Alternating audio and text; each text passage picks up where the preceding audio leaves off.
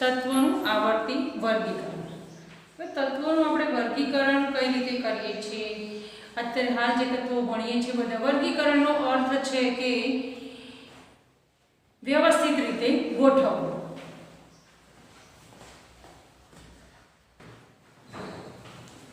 તો તત્વોનું આવર્તી વર્ગીકરણ આપણે ધારો કે શાળા શરૂ થાય અને પહેલા જ દિવસે ઘણા બધા વિદ્યાર્થીઓ આવે, પહેલા ધોરણવાળા હોય, બીજા ધોરણવાળા હોય, પાંચમાવાળા હોય, સાતમાવાળા હોય, કેટલાક તો એના સ્કૂલમાં આગળના ધોરણ ભણીને આવે, કેટલાક નવા દાખલ થયેલા હોય, બરાબર।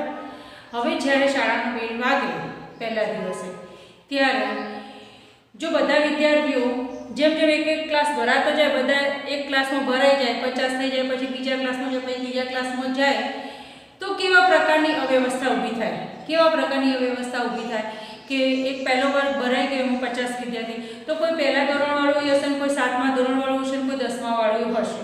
હવે એમાં શિક્ષણ કાર્ય કરી શકાય કે ન કરી શકાય, બરાબર।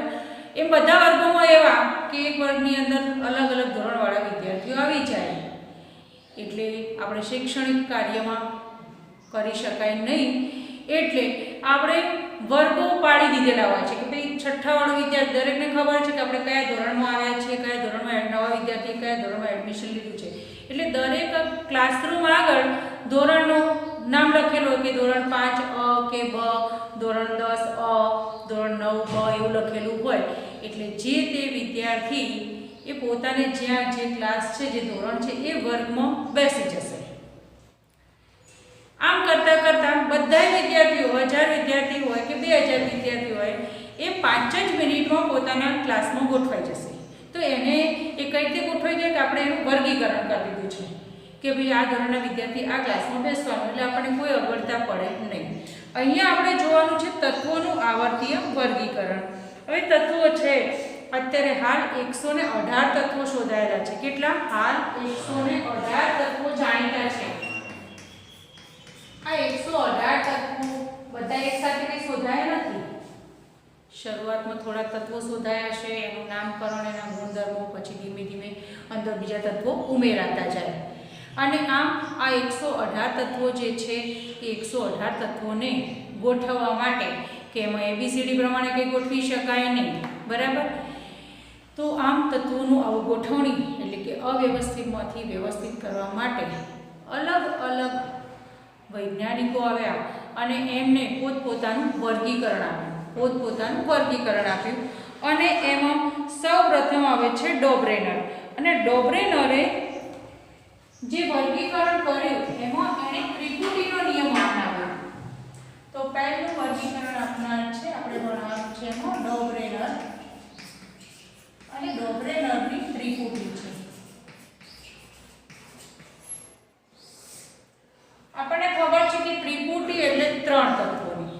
તો ડોબ્રેનરે એ 1817માં, એનું કાર્યકાળ છે 1817માં, આ ડોબ્રેનરે તત્વોનું ગોઠવણી એટલે કે વ્યવસ્થિત ગોઠવણી કરવાની શરૂઆત કરી।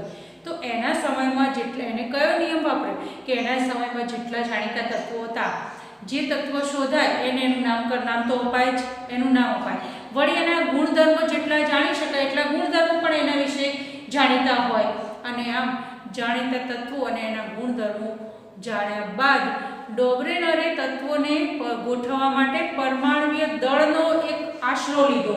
તો એને ગોઠવણી આપી દરેક તત્વના પરમાણ્વીય દળના આધારે,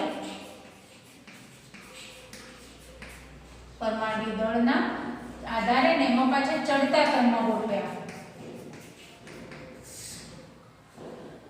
તો પરમાણ્વીય દળના ચડતા ક્રમમાં એ ગોઠવતો ગયો। એક એક પાછો ત્રિપુટીનો નિયમ છે, એણે એક એક ત્રિપુટી ગોઠવી। ત્રિપુટી એટલે 3 તત્વોની બનેલી ત્રિપુટી। દરેક તત્વ, પહેલું તત્વ, બીજું અને ત્રીજું તત્વ, એમાં પરમાણ્વીય દળ પણ ચડતા ક્રમમાં, આનાથી આનું પરમાણ્વીય દળ વધારે, આનાથી આનું પરમાણ્વીય દળ વધારે, અને આ રીતે ત્રિપુટીમાં ગોઠવ્યા। અને ગોઠવતા એને એવું ગોઠવ્યા પછી એને એવું માલુમ પડ્યું કે પ્રથમ તત્વ અને ત્રીજું તત્વ જે હોય એનો પરમાણ્વીય દળ એ વચ્ચેના તત્વના પરમાણુય પ્રથમ અને ત્રીજા તત્વના પરમાણુય દળની સરેરાશ એવરેજ એ બીજા તત્વના પરમાણુય દળ જેટલી હતી, આશરે એક્ઝેક્ટ નહીં એટલી આશરે હતી. વળી ત્રિપુટીમાં રહેલા ત્રણેય તત્વો જે છે એમના ગુણધર્મો સમાન હતા. કેવા હતા? ગુણધર્મો સમાન. તો એને બે સિદ્ધાંત પર ત્રિપુટીઓ બનાવી કે ત્રિપુટીમાં રહેલા ત્રણેય તત્વોના ગુણધર્મો લગભગ સમાન. ત્રિપુટીમાં રહેલા ત્રણ તત્વો પૈકી પહેલા અને ત્રીજા તત્વના પરમાણુ દળની સરેરાશ એ બીજા તત્વ જેટલી થઈ. અને એની ત્રિપુટી આપણે જે આપી છે એ આપણે જોઈએ કે એક ત્રિપુટી છે એમાં એક તત્વ છે ક્લોરીન અને એનું છે 35.5 એનું દળ છે. બીજું છે એમાં Br બ્રોમિન અને એનું છે 79.9 અને ત્રીજું છે આયોડિન I અને એનું પરમાણુય દળ છે 126.9. બરાબર?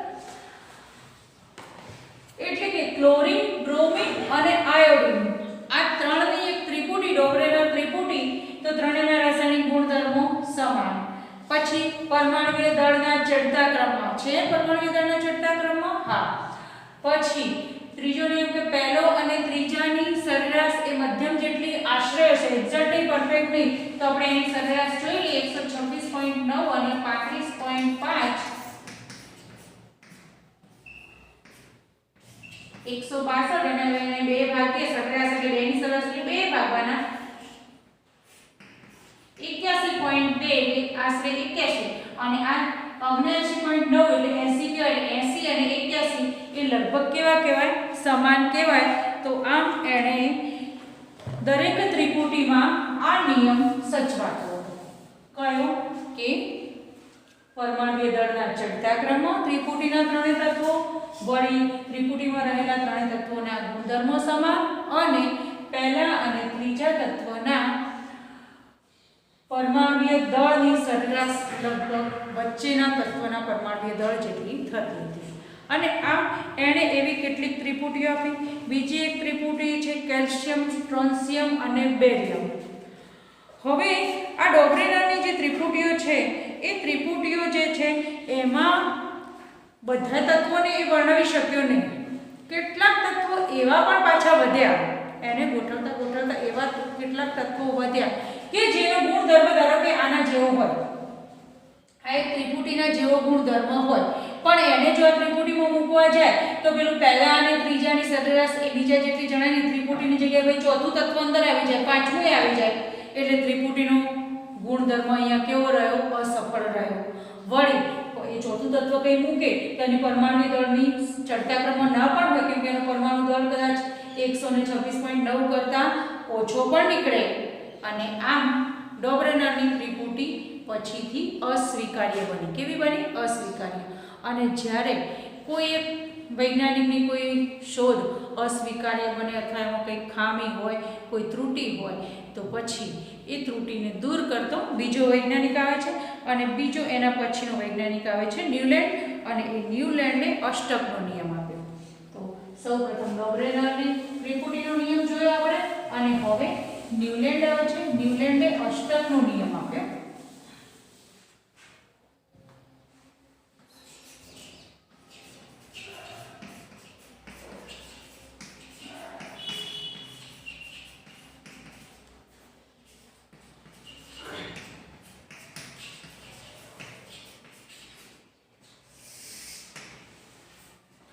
ન્યુલેન્ડ અષ્ટક એટલે 8. ન્યુલેન્ડનો જે છે એ નિયમ પણ એણે પણ તત્વોને પરમાણુય દળના ચડતા ક્રમો એણે ગોઠવી કાઢ્યા. આ પણ એક અંગ્રેજ વૈજ્ઞાનિક હતો. 1866માં એણે શરૂઆત કરી. 1866માં એણે વર્ગીકરણની શરૂઆત કરી અંગ્રેજ વૈજ્ઞાનિક ન્યુલેન્ડે. અને એણે એના સમયમાં જેટલા તત્વો હતા, જાણીતા તત્વો, એ તત્વોને એણે ગોઠવ્યા. ન્યુલેન્ડના સમયમાં 56 તત્વો હાજર હતા. કેટલા હતા? 56 તત્વો જાણીતા હતા. અને આ 56 તત્વોને એણે ગોઠવવાની શરૂઆત કરી. 56 તત્વોને ગોઠવવા માટે સૌપ્રથમ એણે જે તે તત્વોના શું કર્યા? ગુણધર્મો જાણી લીધા.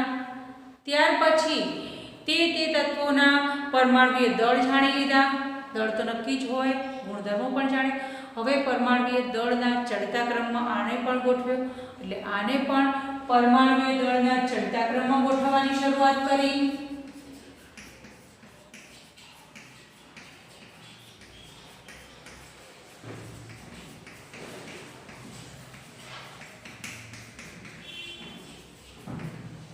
હવે એના સમયમાં જેટલા જાણીતા તત્વો હતા એને એમ જ કર્યું કે પરમાણ્વીય દળના ચડતા ક્રમમાં ગોઠવી કાઢ્યા પહેલા.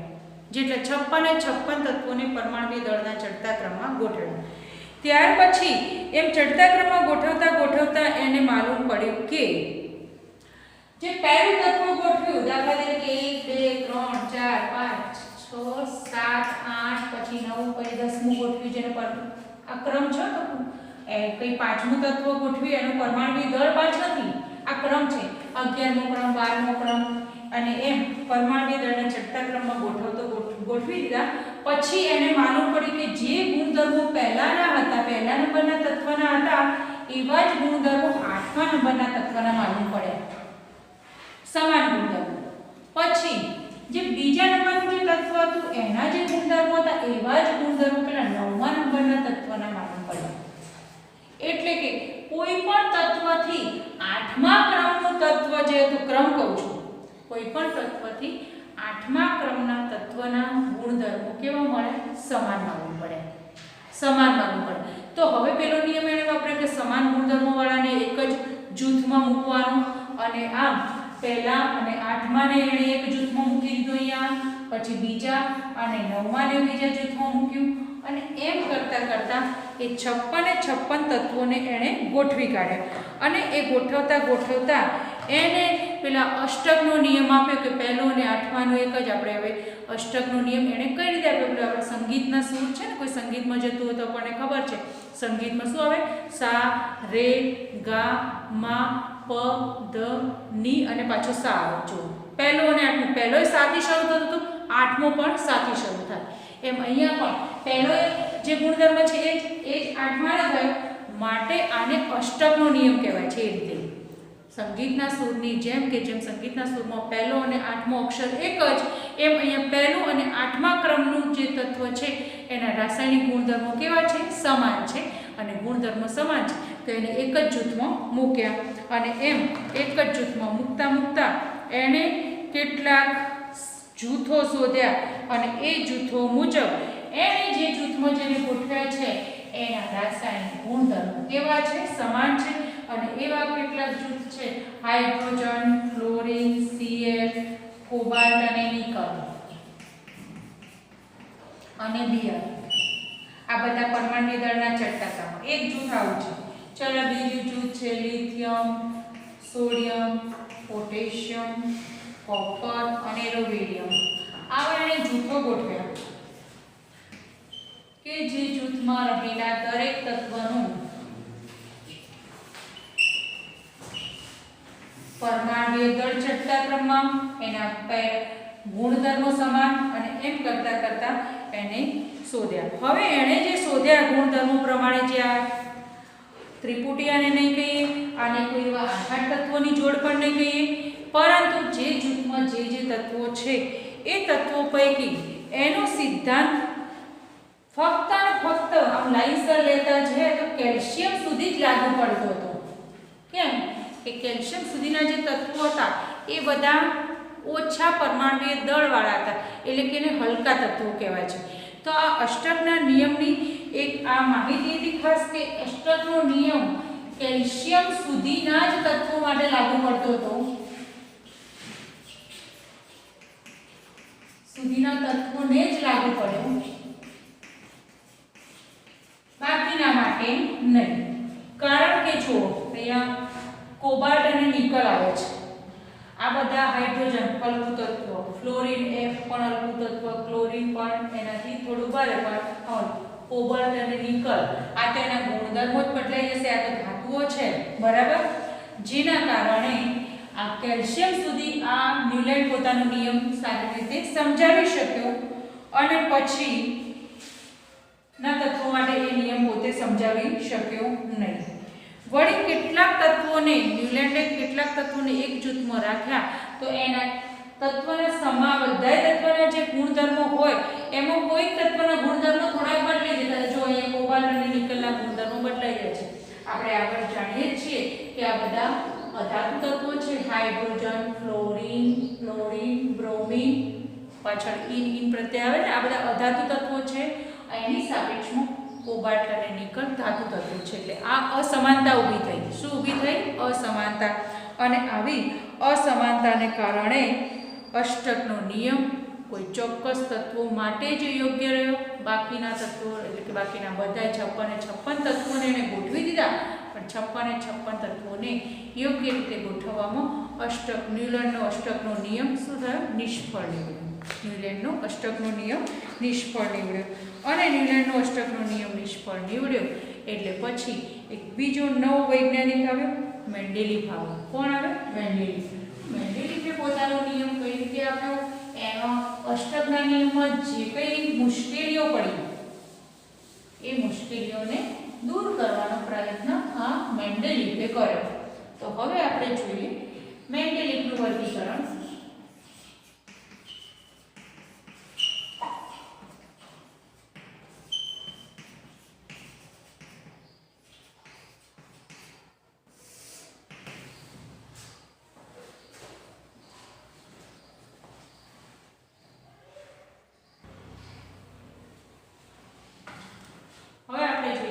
મેન્ડેલીફનું વર્ગીકરણ એટલે કે મેન્ડેલીફે તત્વોનું જે વર્ગીકરણ કરવાની શરૂઆત કરી એ કઈ રીતે કરી છે? તો મેન્ડેલીફે પોતાનું આવર્તી વર્ગીકરણ અથવા તો આવર્ત કોષ્ટક એક આપ્યું છે. તો મેન્ડેલીફે આવર્ત કોષ્ટક આપ્યું એટલે કે વર્ગીકરણ કરવાની શરૂઆત કરી. તેને પહેલું કંઈ ન્યુલેન્ડના જે અષ્ટકના નિયમમાં જે કંઈ અસમાનતાઓ ઊભી થઈ એને પહેલાં દૂર કરવાનો પ્રયત્ન કર્યો. વળી ન્યુલેન્ડ પછી મેન્ડેલીફ આવે છે, રશિયન વૈજ્ઞાનિક હતો.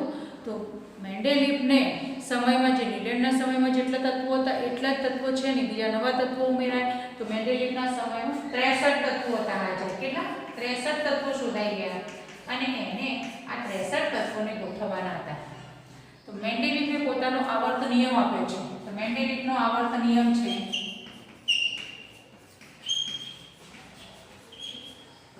કે તત્વોના ગુણધર્મો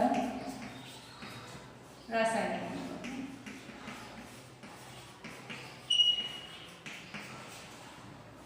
તેમના પરમાણુય દળના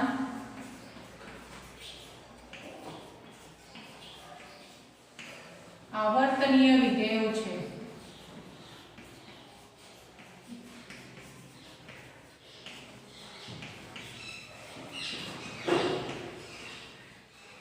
એટલે કે તત્વોના ગુણધર્મો એમના પરમાણુય દળના આવર્તનીય વિધેયો છે. આ વિધાન લખે પરીક્ષામાં કે આ નિયમ કોણે આપ્યો?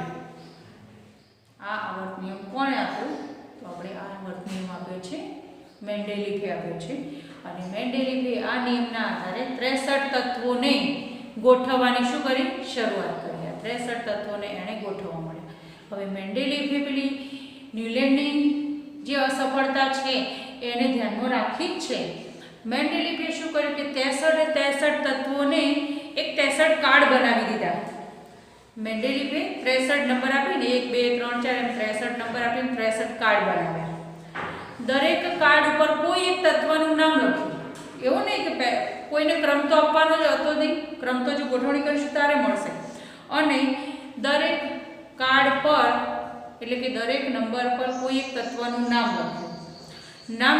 પછી એ તત્વના ગુણધર્મો એની પર લખી કાઢ્યા. એમ 63 કાર્ડ ભરાઈ ગયા.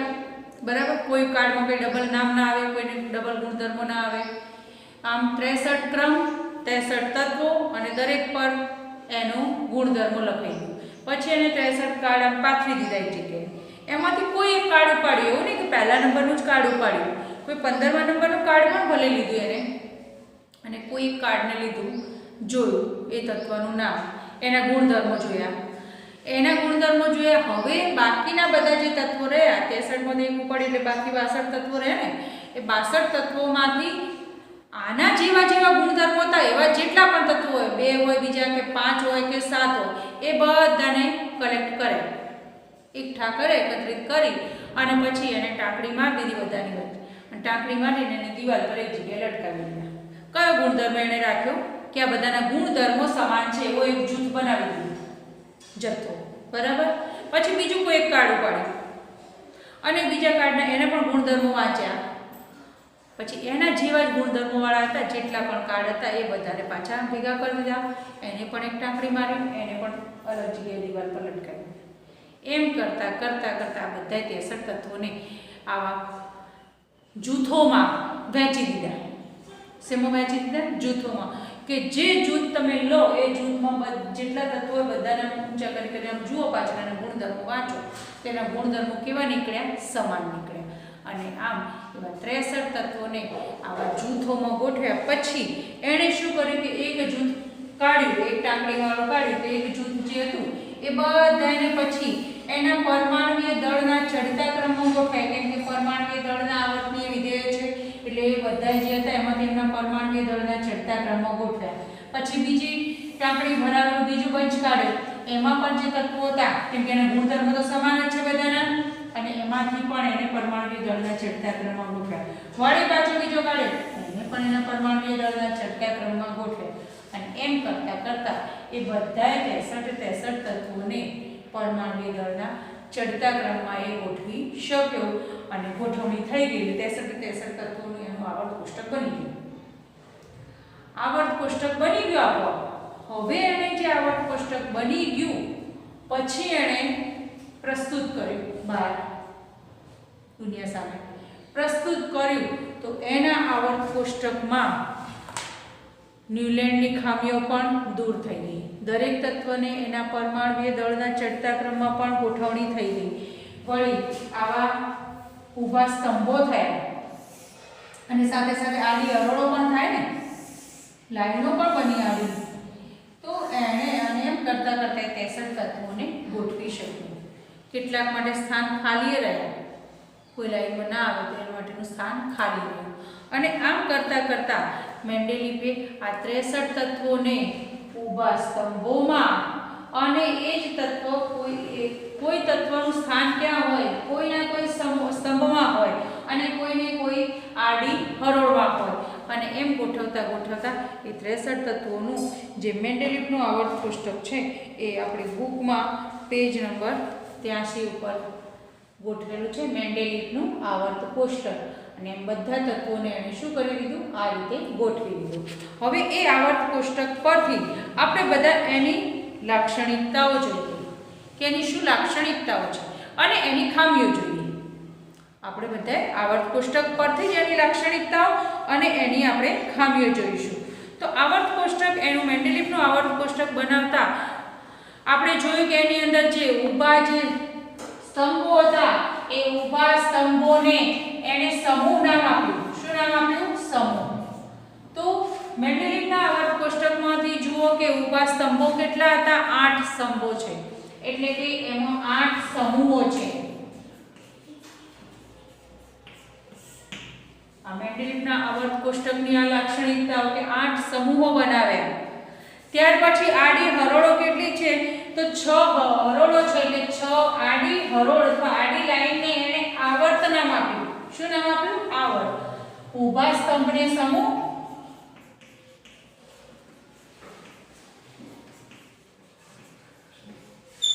અને આડી હરોળને આવર્ત કહ્યું. તો 6 આવર્ત હતી. મેન્ડેલિફના આવર્ત કોષ્ટકમાં 8 સમૂહો છે અને 6 આવર્ત છે.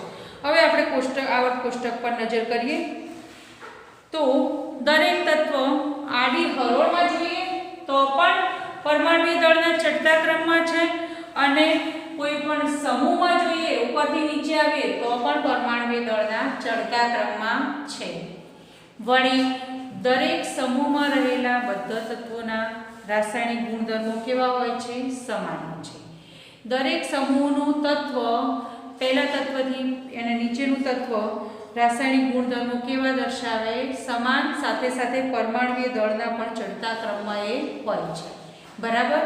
ત્યાર પછી આવર્તની વાત કરીએ તો આવર્તમાં જોઈએ એમ પણ અહીંયા આ છે એ પહેલી આવર્તમાં બધાય તત્વો જે છે એ બધાય તત્વો કેવા છે? કે રાસાયણિક ગુણધર્મો સમાન ના હોય, અહીંયા સમાન હોય, આડી લાઈનમાં સમાન હોય નહીં, પણ પરમાણ્વીય દળ આના કરતાં આનો ચડતા ક્રમ હોય, આના કરતાં એનો ચડતા ક્રમ હોય. હવે આપણે બધાએ આપણે આવર્ત કોષ્ટક જોઈશું મેન્ડેલિવનું, અને આવર્ત કોષ્ટકની ઉપલબ્ધિઓ તો આપણે મેળવી દીધી કે 8 સમૂહો છે અને 6 આવર્ત છે. વળી દરેક સમૂહમાં રહેલા તત્વોના ગુણધર્મો સમાન છે. બીજું કેટલુંક આપણે જોવાનું છે, એની વિસંગતતાઓ જોઈએ. તો એની વિસંગતતાઓમાં જુઓ, એલ્યુમિનિયમ અને સિલિકોન. એલ્યુમિનિયમ છે ત્રીજા સમૂહમાં અને સિલિકોન છે ચોથા સમૂહમાં. બંનેની આવર્ત તો એક જ છે, ત્રીજી આવર્તમાં અને ત્રીજા અને ચોથા સમૂહમાં રહેલું એલ્યુમિનિયમ અને સિલિકોન, એમાં એક વિસંગતતા ઊભી થાય છે. એલ્યુમિનિયમનો છે 29.98 પરમાણ્વીય દળ અને સિલિકોનનો છે 28.09. એલ્યુમિનિયમ આગળ છે, સિલિકોન પાછળ છે. એલ્યુમિનિયમ આગળ છે અને સિલિકોન પાછળ છે, બરાબર. હવે સિલિકોનનો પરમાણ્વીય દળ વધુ નથી, આનો ઓછો છે અને આનો વધારે છે. આમ જોઈએ તો એને કેવી રીતના ગોઠવી છે, પરમાણ્વીય દળના ચડતા ક્રમમાં સિલિકોન આગળ આવવું જોઈએ, એલ્યુમિનિયમ પાછળ આવવું જોઈએ. આપણે એમ માનીએ કે પરમાણ્વીય દળના ચડતા ક્રમમાં હોય તો, પરંતુ એને એ રીતે ગોઠવી નથી. એને એલ્યુમિનિયમને બોરોનની નીચે જ ગોઠવ્યું છે. બોરોન, ગેલિયમ એ બધાની નીચે એણે એલ્યુમિનિયમને ગોઠવ્યું છે. કારણ કે એલ્યુમિનિયમ જે છે એ એના જેવા ગુણધર્મો, ગેલિયમ જેવા ગુણધર્મો ધરાવે છે, માટે એને ગોઠવી છે. અને પેલું સિલિકોન જે છે એને સિલિકોનને જર્મેનિયમની ઉપર ગોઠવી છે. તો જર્મેનિયમ એ અર્ધધાતુ તત્વ છે, સિલિકોન પણ એવું છે, એટલે સિલિકોનને જર્મેનિયમની વચ્ચે ગોઠવી છે. મેન્ડેલિવમાં આ વિસંગતતા ઊભી થઈ ગઈ. શું ઊભી થઈ? વિસંગતતા. આ વિસંગતતા ફક્ત પરમાણ્વીય દળની જ વિસંગતતા છે, ક્રમ ઉલટ સુલટ છે, પણ એના ગુણધર્મો સમાનની રીતે એને ગોઠવી. બીજી એક એની વિસંગતતા છે,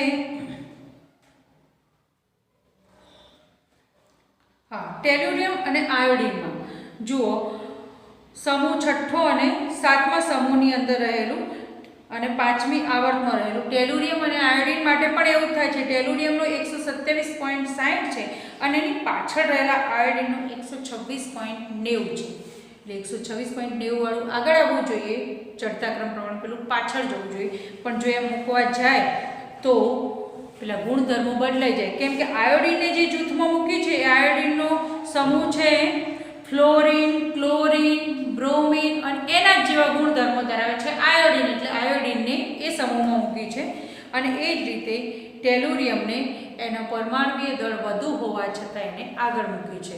બસ મેન્ડેલિવના આવર્ત કોષ્ટકમાં આટલી જ વિસંગતતા ઊભી થઈ ગઈ કે કેટલાક આવા 1-2 તત્વોને એના શું થયું છે, એના ગુણધર્મો સમાન ગુણધર્મો ચકાસે અને સમાન ગુણધર્મોવાળાને એક જૂથમાં એટલે એક સમૂહમાં મૂકવા માટે કરીને પરમાણ્વીય દળમાં થોડીક વિસંગતતા ઊભી થાય છે. વળી મેન્ડેલિવની આ મર્યાદા હતી, એ એને પરમાણ્વીય દળના ચડતા ક્રમમાં બધા તત્વોને ગોઠવી શક્યો નહીં. વળી મેન્ડેલિવે હાઇડ્રોજન તત્વની ઇલેક્ટ્રોન રચના જોઈએ તો હાઇડ્રોજન તત્વની જે ઇલેક્ટ્રોનની રચના જે છે એ આલ્કલી ધાતુઓને મળતી આવે છે. એટલે એના હાઇડ્રોજન સાથેના હાઇડ્રોજનના અન્ય તત્વો સાથેના સંયોજનો એટલે કે હેલોજન સાથેના સંયોજનો જોયા અને સોડિયમના હેલોજન સાથેના સંયોજનો. દાખલા તરીકે હાઇડ્રોજન છે અને એનું હેલોજન તત્વ Cl, તો એની સાથેનું સંયોજન HCl. પછી સોડિયમ છે Na અને એનું હેલોજન Cl સાથેનું સંયોજન NaCl. અને આમ હાઇડ્રોજન પણ હેલોજન, ઓક્સિજન અને સલ્ફર સાથે એક સમાન સૂત્ર ધરાવતા સંયોજનો અહીંયા ધરાવે છે.